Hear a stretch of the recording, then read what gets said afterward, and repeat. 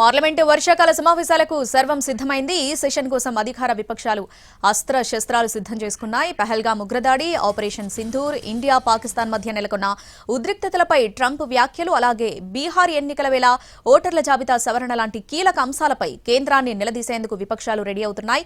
దీంతో monsoon session hot గా సాగే అవకాశం కనిపిస్తోంది.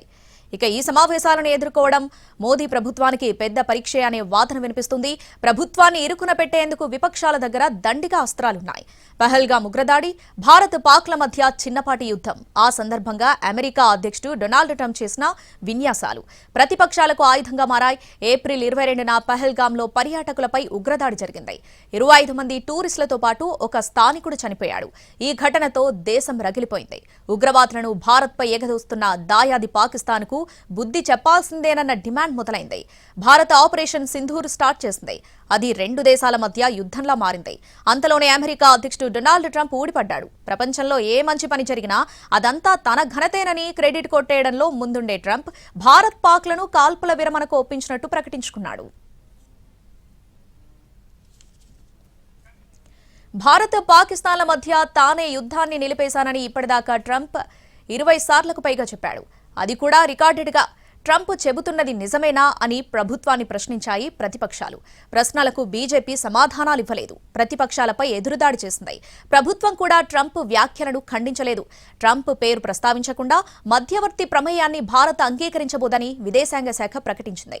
కెనడా పర్యటన సందర్భంగా ప్రధాని మోడీ కూడా ఇదే చెప్పినట్టు ప్రకటించింది. కానీ నేరుగా ట్రంప్ గురించి మోడీ ప్రస్తావించనే లేదు. ట్రంప్ వ్యాఖ్యలను ప్రత్యక్షంగా ఖండించనూ లేదు.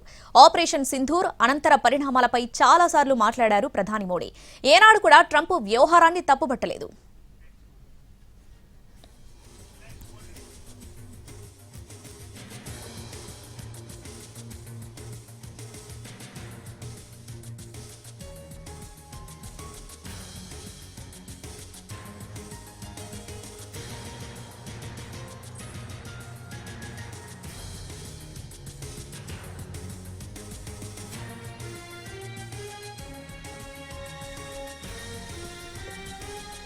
మూడో వ్యక్తి మధ్యవర్తిత్వాన్ని భారత్ అంగీకరించదనే విషయాన్ని పదే పదే చెప్పారు Modi.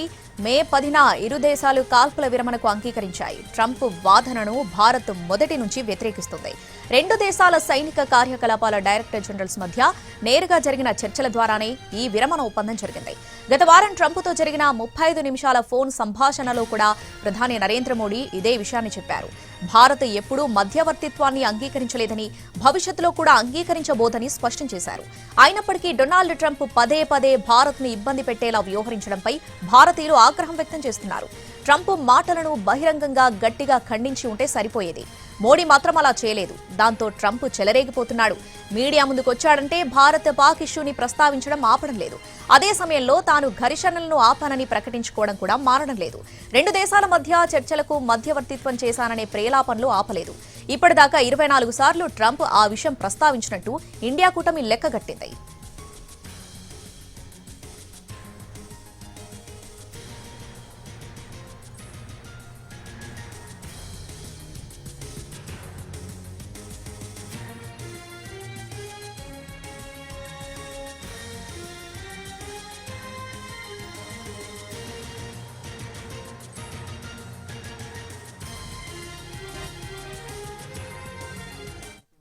Yeah, we had moved a German motion on the Pahalgam attack and then the failure towards that attack also, and we want a discussion on that. We hope that the government allows a discussion on those important issues, including the US President's claim of 24 times that he has only made the deal with India-Pakistan on the ceasefire issue.